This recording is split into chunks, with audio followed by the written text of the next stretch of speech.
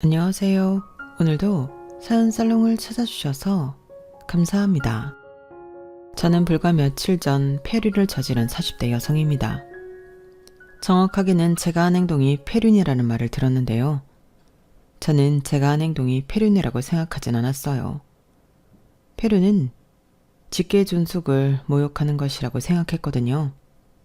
그런데 국어사전을 보니 폐륜이라는 것은 인간으로서 마땅히 여겨야 할 도리에 어그러진 것 또는 그 현상을 말하더라고요.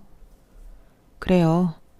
그럼 어쩌면 전 폐륜을 저지른 것일지도 모르겠지만 그렇다고 하기엔 전 조금 억울했어요.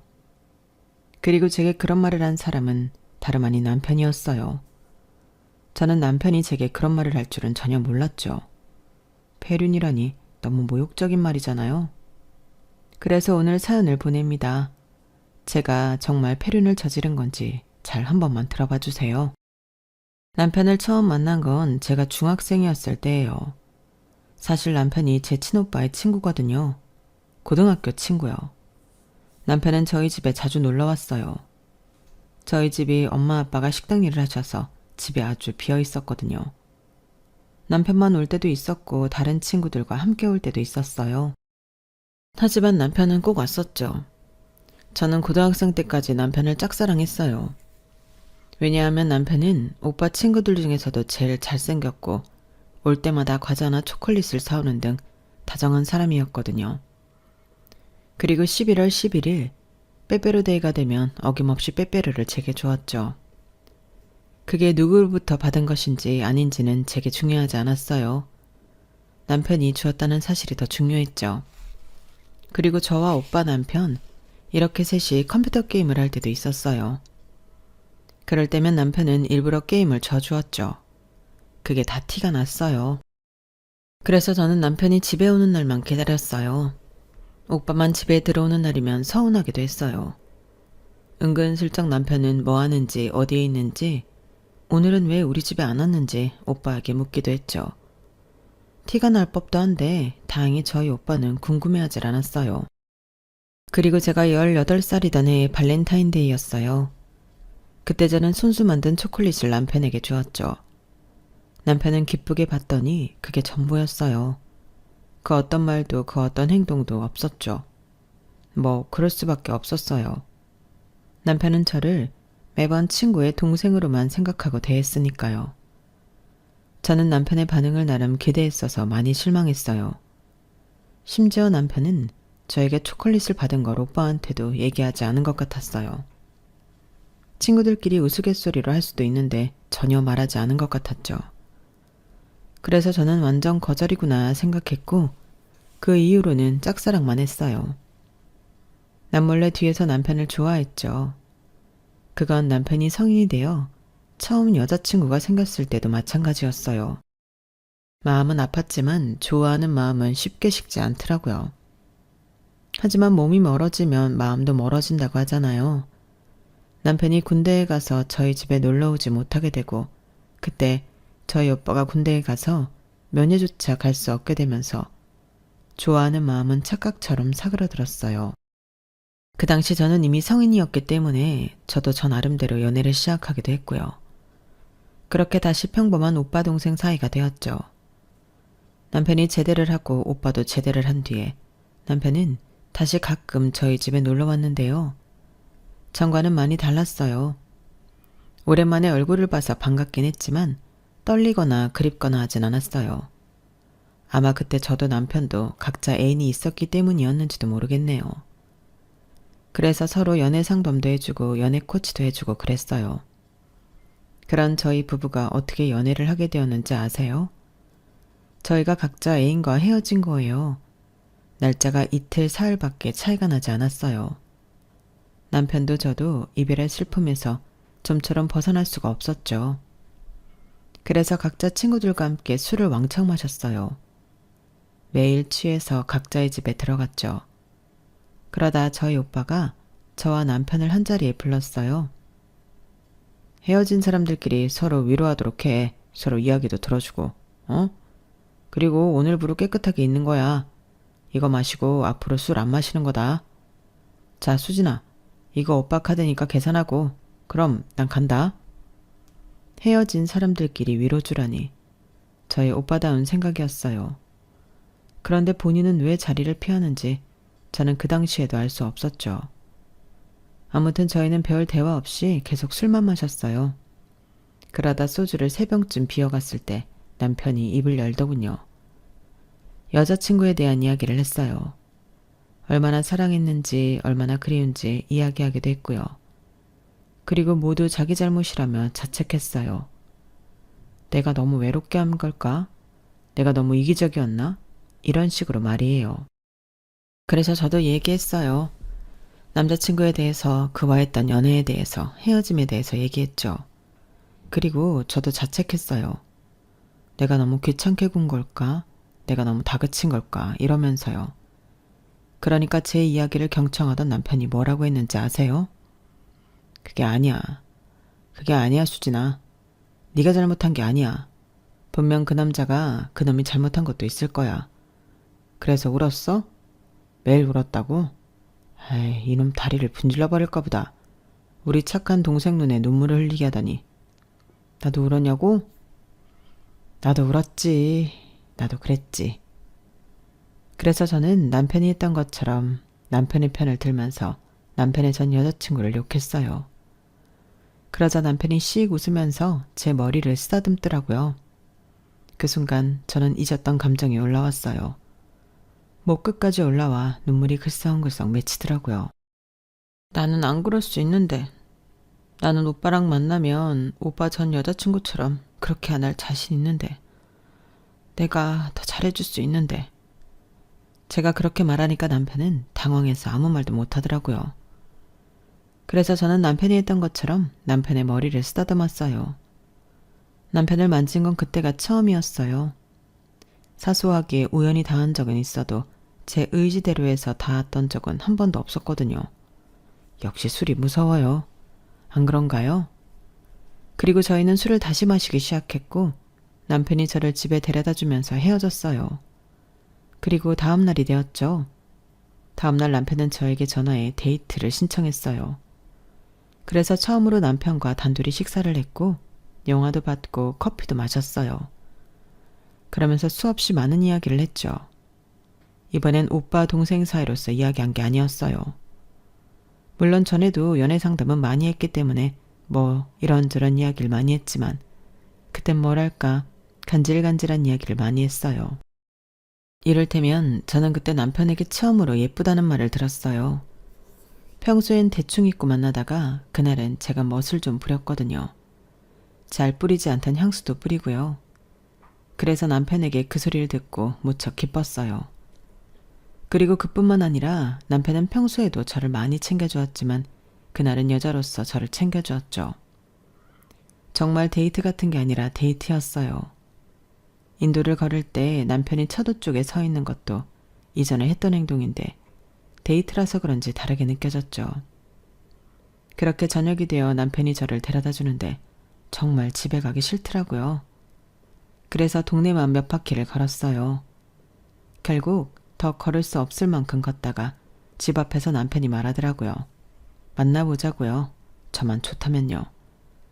그래서 세차게 고개를 끄덕이다가 덜컥 남편에게 안겼고 서로 얼굴을 마주보며 웃었어요. 그 기억은 정말 오랫동안 제게 남아있어요. 행복하고 따뜻한 기억으로 말이에요. 그렇게 저희는 3년을 연애했고 결혼을 약속했어요. 아, 저희 오빠가 저희 부부의 연애 소식을 듣고 어떤 반응을 보였는지 궁금하신가요? 저희 오빠는 맨 처음에 믿지 않았어요. 오늘이 만우절이야? 그런 말을 하면서 믿지 않았죠. 그러더니 나중엔 저희가 장난을 치고 있는 게 아니라는 것을 알고서 무척 놀랐어요. 대체 언제부터 그런 마음을 가지고 있었냐고 저한테도 남편에게도 다그쳤죠. 그래서 제가 중학생 때부터 짝사랑했다고 말했어요. 그러니까 오빠가 적은 가까운 데 있다더니 그랬죠. 배신감이 가득 찬 눈으로 저희를 보기도 했어요. 하지만 그런 것들은 모두 장난이었어요. 오빠는 그 이후 저에게 자기가 제일 인정하고 부럽기도 한 친구라고 남편을 소개했죠. 그러면서 남편에게는 너라면 우리 수진이 맡길 수 있다고 말했어요. 싸울 땐 싸우더라도 절대 헤어지지 말라고 말하더니 나중엔 우스갯소리로 남편에게 앞으로 형님이라고 부르라고 하더라고요. 그리고 그 이후로 오빠는 저희 부부의 커플의 최고의 지지자였어요. 저희 커플은 오빠를 봐서라도 잘 다투지 않았고 다투더라도 큰 싸움으로 번지지 않았어요. 그리고 만에 하나 싸우더라도 중간에 있는 오빠 덕분에 잘 풀 수 있었죠. 그런 걸 생각하면 오빠한테 참 고마워요. 제가 남편과 결혼까지 할 수 있었던 건 오빠의 덕이 컸어요. 그렇게 저희는 3년을 연애했고 동해바다 앞에서 조용히 남들 모르게 프로포즈를 받고 결혼 준비를 시작했어요. 결혼을 약속했을 때 저희 나이가 저는 26, 남편은 29이었어요. 그때 저는 고등학교를 졸업하고 내내 일했던 프랜차이즈 패스트푸드점의 매니저가 된 지 얼마 되지 않았어요. 그리고 남편은 증권사에 취직되어 빠르게 승진을 하고 있었죠. 결혼을 한다면 지금이 제격이었어요. 시기가 좋았어요. 더구나 저는 오랫동안 일을 해 모아놓은 돈이 있었기 때문에 결혼을 하는 건 더더욱 문제가 되지 않았어요. 그런데 말이에요. 저희의 결혼을 반대하는 사람들이 있었어요. 예상하셨을 수도 있지만 바로 저희 시댁이에요. 그 전에 제 가족 구성원에 대해서 말씀드릴게요. 저는 이남 이녀의 둘째로 태어났어요. 위로 오빠가 하나 있고 아래로 여동생 남동생이 있어요. 저희 부모님은 오랫동안 추어탕 가게를 하셨어요. 증조 외할머니부터 내려온 가게죠. 하지만 요새 누가 3대째라고 식당에 무조건 들어오나요? 리뷰나 별점을 찾아보지. 몇 대 손인지 몇 년째 가게를 운영 중인지가 중요한가요? 맞아요. 저희 부모님 가게는 그리 장사가 잘 되진 않아요. 오시는 분들이 계속 오시는 구조랄까요? 단골은 많으세요. 그리고 골목 안쪽에 위치해 있어서 찾고 싶어도 못 찾아오시는 경우도 있어요. 하지만 지금 있는 곳이 자릿세가 싸서 엄마가 이사는 하지 않으려고 하세요. 그런 집에 애가 넷이니 누구는 무언가를 포기하고 누구는 무언가를 해야 하고 그런 일이 부지기수였죠. 엄마 말에 의하면 원래 저희 가족 계획은 오빠와 저 딱 둘이었는데 세상 일이 마음대로 되나요? 아이가 계속 생긴 거예요. 그래서 결국 막내가 태어나고 저희 아빠는 정관수술을 하셔야 했어요. 어쩔 수 없었죠. 아무튼 빠듯한 집에 아이가 넷이니 누구는 무언가를 포기하고 누구는 무언가를 해야 했는데요. 저희 오빠는 아들이고 영특해서 공부를 잘했어요. 그래서 집안에서 저희 오빠를 밀어줬죠. 그러니 당연하게 저는 학업에서 밀려났어요. 저는 그렇게 공부를 잘하진 않았거든요. 늘 보통 정도로 했죠.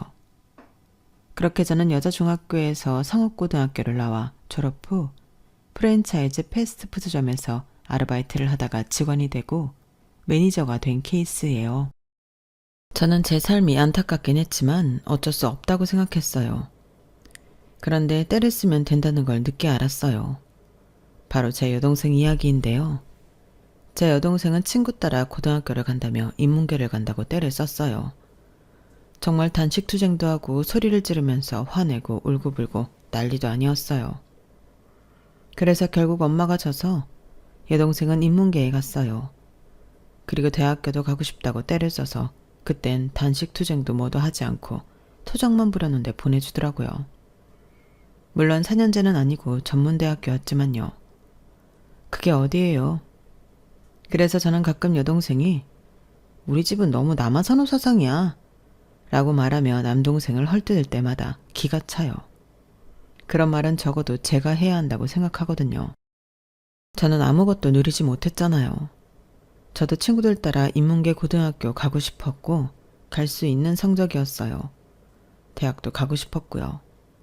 그때밖에 할 수 없는 게 있잖아요. 청춘, 저도 그걸 느껴보고 싶었어요. 하지만 때를 쓰지 않으니 엄마는 제가 당연히 돈을 벌어올 거라고 생각하더라고요. 그래서 사남매 중에 오직 저만 20살부터 돈을 벌었고 그때부터 엄마한테 생활비를 줬어요. 생활비는 외할머니가 강요했어요.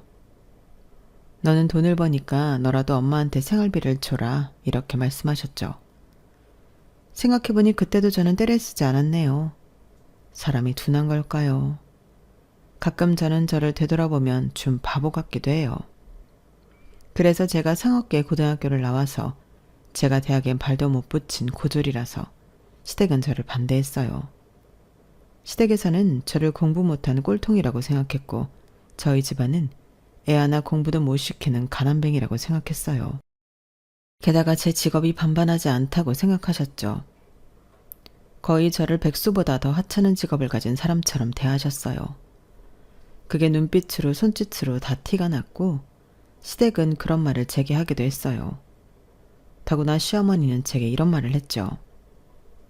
내가 우리 경준이 어떻게 키웠는지 알면 기겁하고 도망갈 텐데 어디 한번 말해줘요. 내가 우리 경준이를 어르고 달래 공부시켜서 이 동네에서 제일 좋은 중학교, 제일 좋은 고등학교, 제일 좋은 대학교에 보낸 사람이에요. 우리 경준이가 어디 대학교 나왔는지 아가씨도 알죠? 내가 얘 공부시킨다고 도시락 싸들고 쫓아다녔다고. 이게 다 무슨 소린 줄 알아요? 나 우리 경준이한테 투자했단 소리예요. 뭘 위해 투자했겠어? 우리 경준이 결혼하고 애 낳고 잘 살도록 하기 위해서 투자한 거겠죠? 그런데 아가씨, 상업계 고등학교 나와서 대학도 못 가고 지금 어디서 뭐 한다고? 내가 좀 기가 차. 지금 아가씨한테 기름 냄새 풀풀 나는 거 알아요? 그리고 그런 저급한 음식을.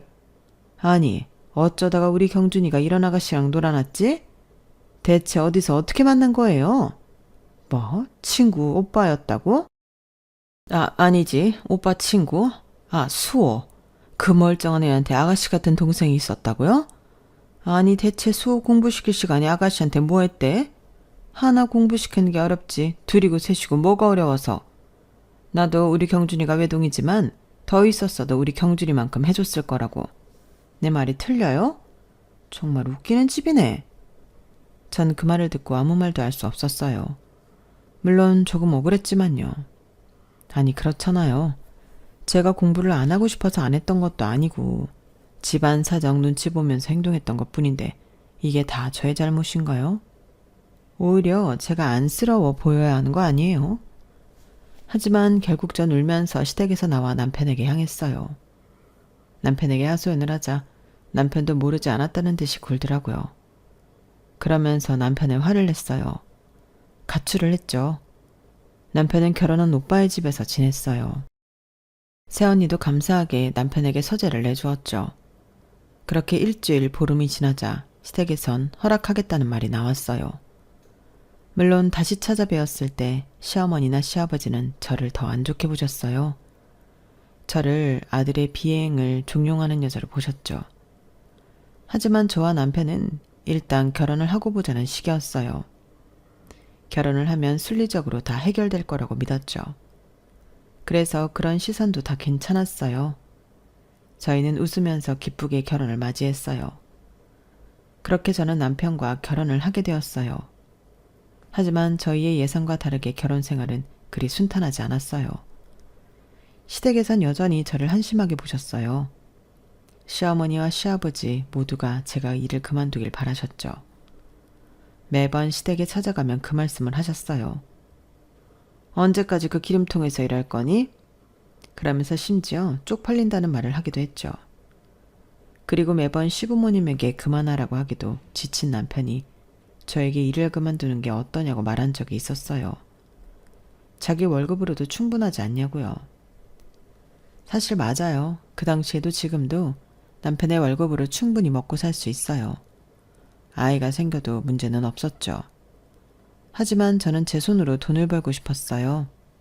남편에게만 의지하고 싶지 않았죠. 꼭 그렇게 되면 제가 고졸이어서 대학을 나오지 못해서 그런 선택을 한 것 같이 느껴졌어요. 그래서 더 싫었죠. 제가 그렇게 말하자 남편은 알겠다고는 했지만 좀 싫은 눈치였어요. 왜냐하면 제가 일을 그만두지 않은 한 시부모님은 계속 그런 말을 할 테니까요. 그리고 시어머니는 저희 집안을 질색하셨어요. 저희 시댁엔 제사가 없는데 저희 집엔 제사가 있거든요. 1년에 6번 제사를 지내요. 그래서 1년에 최소 6번은 저희 집까지 2시간 거리를 운전을 하고 가는데 그게 싫으신 거예요. 그리고 남편이 장보고 음식하는 것도 아닌데 그냥 남편은 다 차려진 제사상에 절만 몇 번 하는 것뿐인데 그것도 싫으신 거예요. 아니, 남편이 딸이면 저도 이해해요. 저도 저희 새언니 안쓰럽고 제 남동생이 아직도 장가를 못 가는데 저희 제사가 한몫한다고 생각해요. 하지만 저희 남편은 남자잖아요. 저희 집, 저희 남편한테 음식하라는 소리 안 해요. 나르라고도 안 해요. 남편은 정말 차려진 제사상에 몇 번 절하고 저희 아빠랑 술 한잔하고 알딸딸하게 취해서 잠만 자요. 본인도 별로 힘든 것 같지도 않고요. 그런데 꼭 시어머니는 저희 집에 갔다가 시댁에 들리면 꼭 한 소리를 하세요. 너희 집은 제사 안 없앤다니? 우리 아들 고생하게 뭐 하는 거니? 그 2시간 운전하고 어른들 앞에서 하하호호 하는 게 얼마나 힘든데. 설마 음식도 하라고 시키는 거 아니지? 우리 애가 착해서 하라면 하는 애란 말이야. 아니, 너도 생각을 해봐라. 내가 곱게 키운 아들 거기서 고생하는 거 생각하면 속이 안 뒤집히겠니? 너희 집은 종갓집도 아닌데 뭔 그렇게 제사가 많다니? 참 생각 없고 고생스러운 집이다. 앞으로 우리 애 데려가지 마. 정말 시어머니의 아들 사랑은 가관이에요. 하지만 제사는 나름 미안한 마음도 있어서 그럴 땐 시댁에 가면 군소리 없이 하라는 걸 하긴 했어요. 과일 깎아오라면 깎아오고 식사 준비하라면 준비하고 다가 내어오라면 내어오고 그랬죠. 뭐 그래도 저희 시부모님은 여전히 저를 탐탁치 않게 생각했지만요. 그리고 그래서 그런지 시부모님은 저를 가족 잔치에 데려가질 않았어요. 예를 들면 사촌 누구 결혼식이나 돌잔치 이런 행사 말이에요. 그래서 서운한 마음에 친구들에게 말하니 친구들은 그런 좋은 시댁이 어디 있냐고 속없이 그런 말을 하더라고요. 저희 시댁이 저를 배려하는 거 아니냐면서요. 하지만 그럴 리가 있나요? 저는 처음부터 알았어요. 저희 남편에게 저는 두고 오라고 재차 말하는 시부모님을 보면서 저는 알았어요. 제가 쪽팔려서 시부모님은 저를 가족 행사에 데려가지 않을 거란 사실을요. 그리고 그건 2년 전 시이모 칠순잔치 때 정확히 알 수 있었죠. 2년 전 시이모 칠순잔치가 있었어요. 그때도 시어머니는 저에게 시이모 칠순잔치가 이번 주에 있다는 말 하지 않았죠. 하지만 언제나 그렇듯 남편은 제게 말했고 저는 이번엔 가겠다고 말했어요. 그러자 시어머니와 시아버지는 극구 말리셨어요. 제가 그때 시이모 칠순잔치에 가려면 일을 빼야 했어요. 그날 근무를 해야 했어서요. 시어머니는 그걸 알고 옳았구나. 네가 좋아하는 일이나 하라고 말했죠. 시아버지도 그러셨고요. 그래서 저는 그 자리에서 사장님께 전화해 일을 뺐어요. 그리고 행사에 참여했죠. 결혼을 하고 처음으로 시댁 행사에 가본 거였어요. 저희 남편 차를 타고 이동했는데 시부모님이 불편한 기색을 여실히 드러내고 있었죠. 그래서 일부러 사근사근하게 시부모님을 대했어요.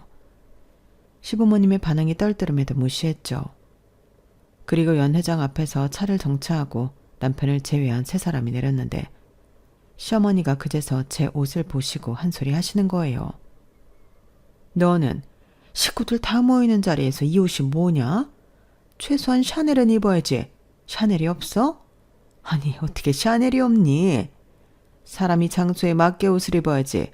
이 옷 브랜드이긴 한 거니? 어디 시장에서 사 입은 거 아니야? 내가 진짜 이런 것까지 신경 써야 하니?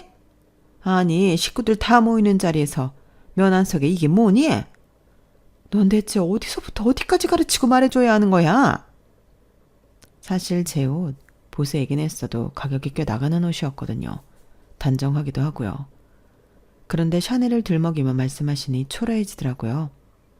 저도 제 나름대로 신경 쓴 건데 속상하기도 하고요. 그래서 남편이 오기 전까지 신나게 혼났어요. 그리고 시어머니는 연회장에 들어가기 전에 저를 슬쩍 부르셨어요. 창피하고 부끄러우니까 우리한테 멀리 떨어져 있어. 그리고 무식해 보이니까 말은 최대한 아끼고. 어디서 무슨 일 하냐고 묻거든 그냥 없다고. 집에서 논다고 해라. 그리고 저기 현금 인출기 가서 돈 200만 원만 뽑아와. 꼭 네 통장으로. 우리 아들 통장 말고. 우리 아들은 할 필요 없고 너만 하면 된다.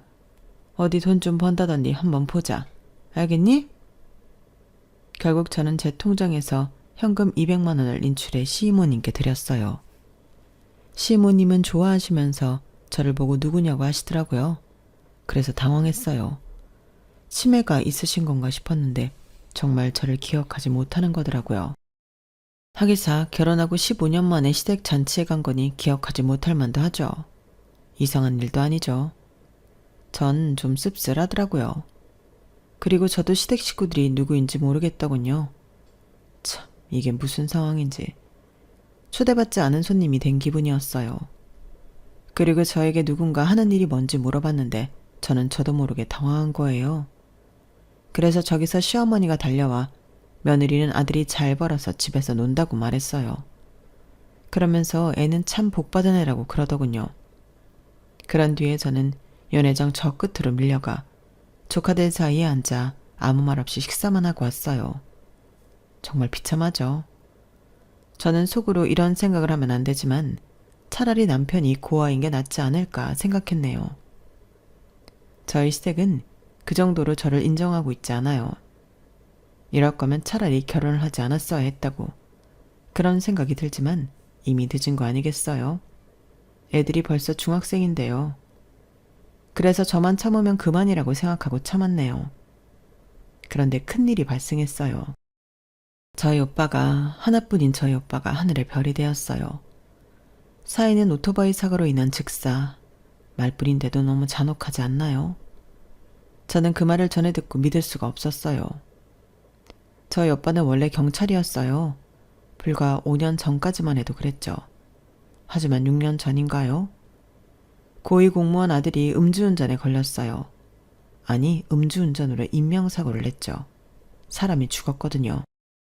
사고가 접수되고 오빠가 출동했는데 사고 조사를 하는 중에 전화 한 통이 왔어요. 사고자의 아버지인 사람이었고 전화로 간단히 몇 천만 원을 줄 테니 사건 종료시키라는 말을 했어요. 저희 오빠는 그 전화를 받고 그냥 끊었어요. 그리고 한 통 더 전화가 왔는데 완전히 무시했죠. 그래서 결국 사고자는 징역형을 받았어요. 그런데 문제는 그 다음이에요. 그 후 오빠는 직장 내 왕따를 당했고 업무 평가를 한 번도 낮게 받은 적이 없는데 팀 내 최하위였죠. 오빠는 그 변화와 결과를 보고 청탁을 거절했기 때문에 본인에게 이런 일이 생겼다는 것을 예측했어요. 오빠는 무척 혼란스러웠어요. 이런 일은 처음이었거든요. 청탁을 받은 일이야 있긴 했지만 거절했다고 이런 후폭풍이 온 적은 없었어요. 오빠는 청렴을 추구해야 하는 경찰이 이래도 되냐고 사장에게가 화풀이도 하고 동료들에게 대체 왜 이러냐고 호소도 해봤어요. 하지만 달라지는 건 없었죠. 모두 오빠를 안타까워하면서 무시하고 혹은 어리석다고 생각하는 사람들도 있었죠. 사실 오빠는 인간관계를 굉장히 중시하고 좋아하는 사람이어서 엉망이 된 업무평가보다도 관계가 망가진 게 더 힘들었을 거예요. 새언니 말로는 오빠가 잘 마시지도 않던 술을 자꾸 찾았다고 해요. 매일 술을 마시고 마시지 않으면 잠을 못 잤어요. 그리고 잠을 자더라도 자주 깨고 화장실에서 냉장고 앞에서 멍하니 있기도 했어요. 그러다 결국 새언니의 도움으로 오빠는 사표를 썼어요. 그리고 친한 친구의 치킨집을 인수했죠. 그게 5년 전 일이네요. 그때 오빠가 치킨집을 인수했을 때 제가 화분도 2개나 사다 주고 했는데 이젠 꿈 같네요. 오빠는 배달을 하다 무리하게 차선을 바꾸는 차량에 치여서 가드레일을 온몸으로 받고 그 자리에서 사망했어요. 뼈라는 뼈가 다 부서져 있었죠. 새언니는 오빠의 시체를 보고 오열했어요. 얼굴을 알아보지 못하겠더군요.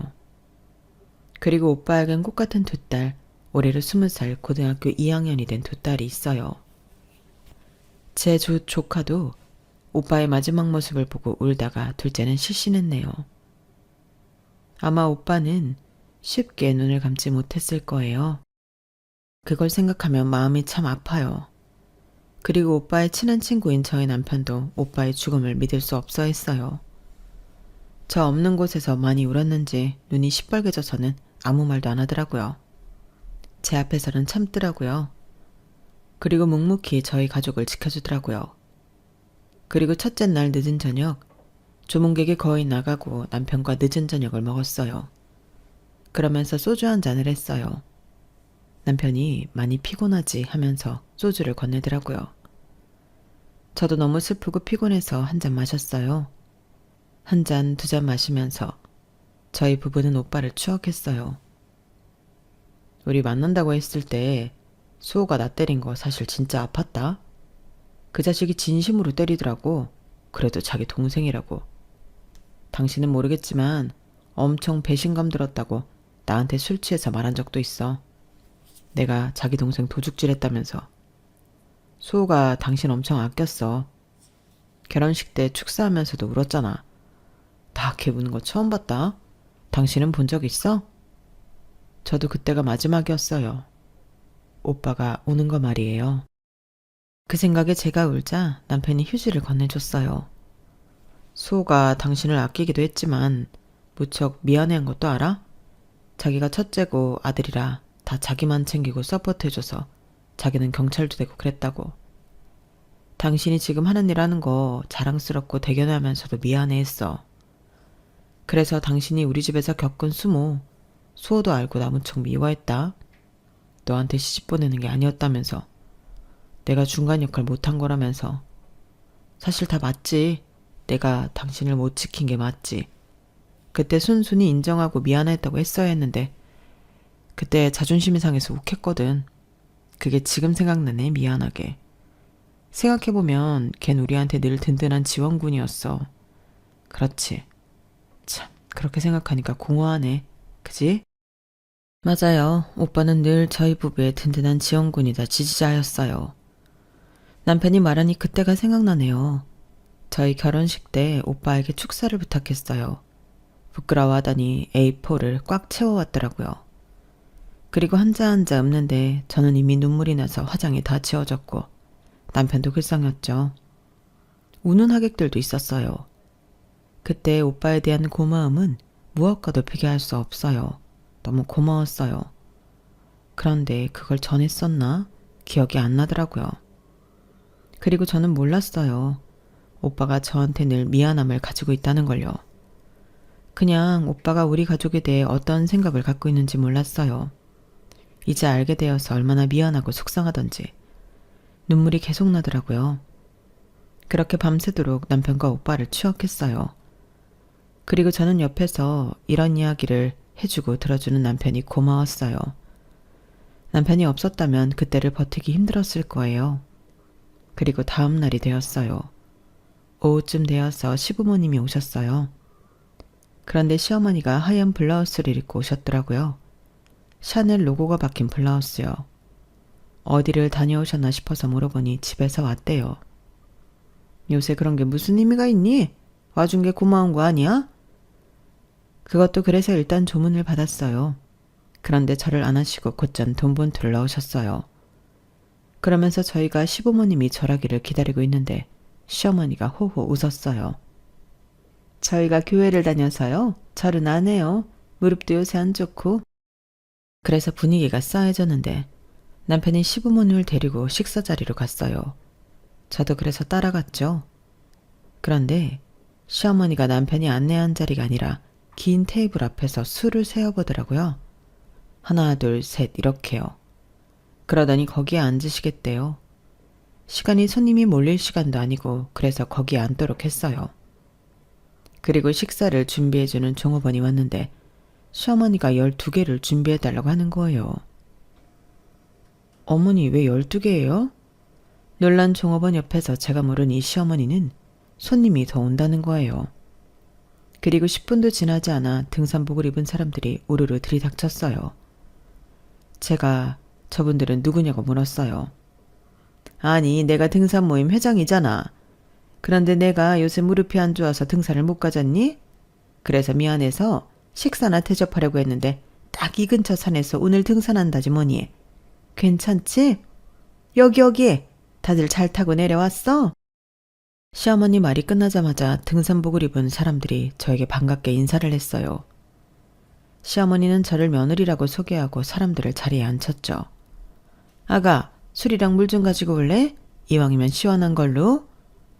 그래서 제가 여기 상갓집이라고 혹시 모르시는 거냐고 했는데 시어머니가 냉장고 앞에서 오빠 영정사진을 향해 턱짓을 했어요.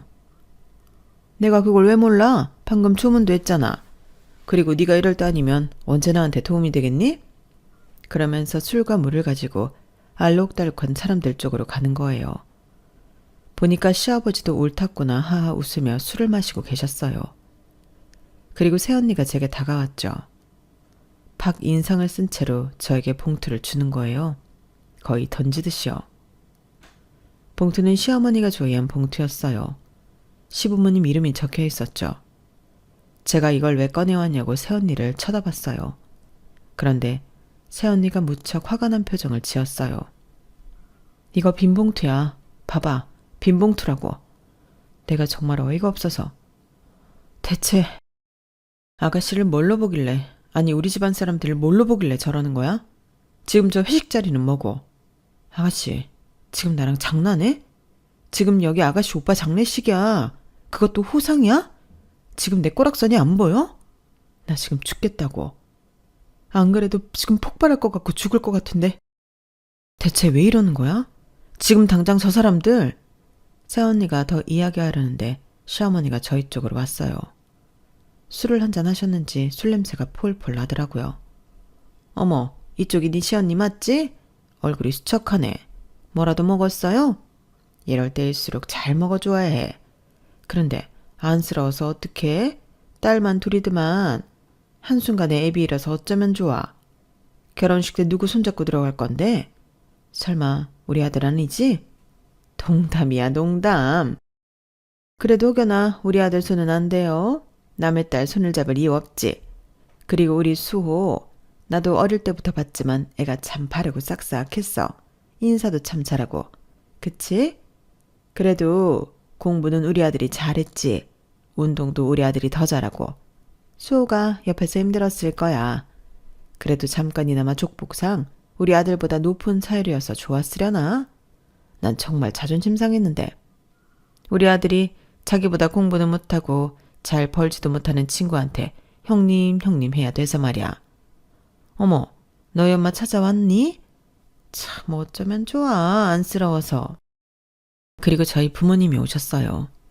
아마 저희가 모여 있어서 무슨 일 있나 오신 모양이에요. 걱정스러운 표정이셨거든요. 그리고 시어머니가 새언니를 지나쳐 저희 부모님 손을 각각 잡았어요. 아휴, 자식 잃은 슬픔은 무엇으로 비교할 수가 없다는데 어쩝니까? 그것도 젊은 나이에, 그쵸? 그러니까 오토바이는 사람 탈게 못 된다니까. 그래도 살아노르는 아직 셋이나 남았으니까 너무 슬퍼 마세요. 저는 시어머니의 말에 기겁을 하고 시어머니를 저희 부모님에게서 떼어내고 저희 가족들을 모두 보냈어요. 그리고 시어머니에게 이게 대체 무슨 짓이냐고 화를 냈죠. 도저히 참을 수가 없었어요. 그러자 시어머니는 시어머니의 손을 잡은 제 손을 찰싹 때렸어요. 내가 뭐 잘못 말했니?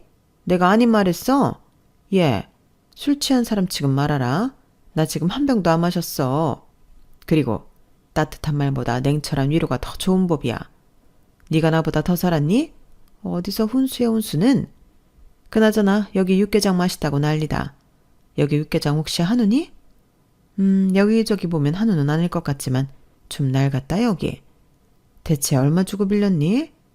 호상도 아닌데 좀 좋은데 빌리지. 어쨌든 육개장에 든 고기 한우인지 물어봐라. 저는 온몸이 부들부들 떨렸어요. 그리고 시어머니는 제 앞에서 쫑알쫑알 이야기를 하는데 죽겠더라고요. 시어머니가 입고 있는 하얀 블라우스 목 부분에 달린 대왕 리본이 살랑살랑 움직이는 게 멀미가 날 것 같았어요. 저는 결국 서빙을 하러 움직이는 종업원을 멈춰 세우고 육개장을 오른손으로 잡았어요. 확인해 드릴게요. 그리고 주르륵 저보다 키가 작은 시어머니 위에서 육개장을 부었죠.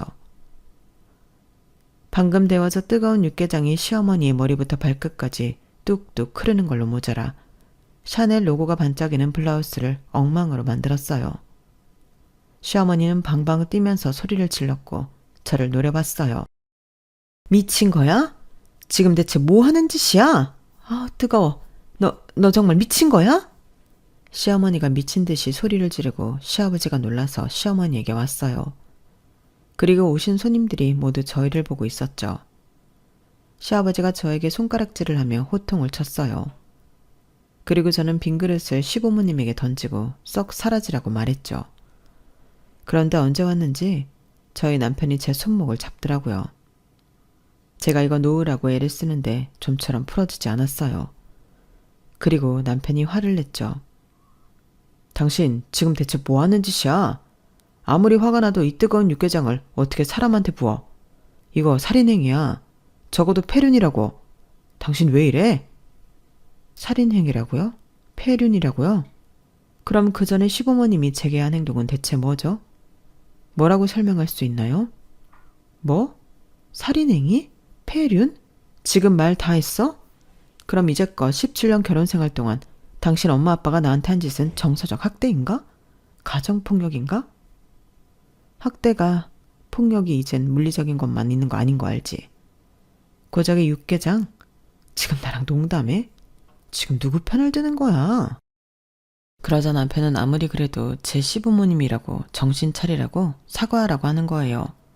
아니, 나는 절대 사과 못해.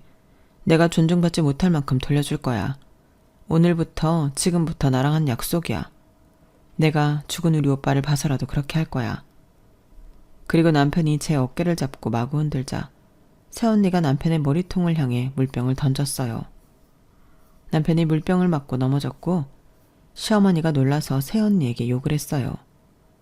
새언니와 저희 부모님이 제 쪽으로 더 다가왔어요. 저희 아가씨 건들지 마세요. 지금부터 건드는 건 폭력으로 간주하겠습니다. 저도 알아요. 저희 아가씨 고졸이라고 햄버거 가게에서 일한다고 무시하는 거 다 알아요. 저희 가족 모두 압니다. 그래도 가만히 있었던 건 아가씨가 좋아하는 사람이니까, 아가씨가 선택한 가족이니까 가만히 있었어요. 하지만 도가 지나치시네요. 오늘 하는 것 보니 사이즈가 딱 나와요. 저희 아가씨한테 어떻게 하셨을지 다 보입니다. 지금 저는 우리 아가씨가 미련해 보일 지경이에요. 대체 이런 집구석이 뭐가 좋아서 참고 버틴 건지 더러워요. 댁들은 뭐 얼마나 고상하다고. 지금 아줌마 블라우스 꼬라지가 딱 아줌마 꼬라지예요. 샤넬이면 뭐합니까? 얼룩투성이에다 지워지지도 않는데. 그리고 엄마가 제 손을 잡고 저를 뒤로 숨겼어요. 저희 딸 이제 그 집에 안 보내겠습니다. 그 귀한 아들만 데리고 가세요. 저희한테 그쪽 아들 필요 없습니다. 별 도움도 안 됐고요. 무슨 말인지 모르시겠어요? 이혼시키겠다는 소리입니다. 그러자 시어머니가 고래고래 소리를 질렀어요. 그리고 결국 남편이 흥분한 시어머니와 시아버지를 데리고 식장 밖으로 나갔죠. 그런데 웃긴 건 그 이후로 남편이 다시 장례식장으로 그리고 집으로도 돌아오지 않았다는 거예요. 저희 부부는 처음으로 별거를 했어요. 저는 이대로 이혼하는 게 아닌가 싶기도 했어요. 하지만 애들을 봐서라도 그건 맞고 싶어서 계속 연락을 취했죠. 일주일이 지나서야 남편은 연락이 됐어요. 남편은 여전히 제 행동을 폐륜이라고 하더군요. 그래서 일단 사과했습니다. 화가 치밀어 충동적으로 한 행동은 맞으니까요. 그리고 저는 오목조목 제가 당한 수모를 말했어요. 그러자 남편은 말이 없더군요. 그래서 저도 사과를 받고 싶다고 말했어요. 그러자 남편은 자리를 만들겠다고 했죠. 하지만 자리가 만들어지자 시어머니는 덜컥 화를 냈어요. 그 블라우스가 도대체 얼마짜리인 줄은 아니? 이제 다시 구하기도 어려운 디자인이라고. 그리고 내 지인들 앞에서는 나를 욕보였다. 며느리라는 내가 도움은 못할 망정 이게 뭐냐? 그러면서 사과? 사과를 받고 싶다고? 역정을 내는 시어머니 앞에서 전 더 이상 사과받고 싶지 않았어요. 그래서 저는 일어나 이혼 서류를 내밀었어요. 그렇다면 이혼하겠습니다. 저는 도저히 어머니랑 가족관계 못하겠습니다. 제 애들을 봐서라도 이혼은 참고 싶었는데 안 되겠네요. 지금 당장 찍어. 그러자 시어머니는 뒷목을 잡고 쓰러졌고 남편은 어쩔 줄 몰라 했어요. 저는 잠자코 기다리다 서류 작성되면 연락달라는 말을 남기고 자리를 나섰어요. 그러자 남편이 뒤쫓아 오더군요. 미안하다고 했어요. 그러니 이혼만은 말아달라고요. 애들을 봐서라도 참아달라고요. 그래서 저는 너희 부모 버리고 오면 받아주겠다고 했어요. 저는 도저히 이대로 못 산다고요. 제 오빠를 봐서라도 절대 못 산다고요. 그러니 남편은 한숨을 푹푹 쉬다가 알겠다고 했어요. 자리로 돌아가 시어머니와 무슨 말을 하다가 제게 왔어요. 그리고 시어머니가 뒤따라왔죠. 경준아, 이게 무슨 말이냐? 나를 버리고 쟤를 따라간다고? 이 엄마를 버리고? 남편은 시어머니의 손을 뿌리쳤어요. 그리고 차문을 열었죠. 저도 알아요. 애들 엄마가 어떤 마음으로 그런 짓을 했는지. 폐륜이란 말을 쓰면서도 목에 뭐가 걸렸어요. 하지만 어머니 마음은 도무지 모르겠어요. 그리고 시어머니가 저희가 올라탄 차를 막 두드리는데 마음이 안 좋긴 했지만 속은 시원했어요. 그렇게 저희 부부는 집으로 돌아왔고 남편에게 정말 괜찮냐고 물었어요. 여전히 당신이 잘한 거라고 생각하지 않아. 하지만 이유는 충분히 납득이 가니까. 내가 바로 옆에서 지켜봤잖아. 중간 역할 제대로 하지 못한 내 탓도 끄다고 생각해. 그리고 무엇보다 애들을 생각해야지. 아빠 없는 애들로 만들고 싶진 않아. 그러면서 남편은 앞으로 시부모님 볼 일은 없을 거라고 약속했어요.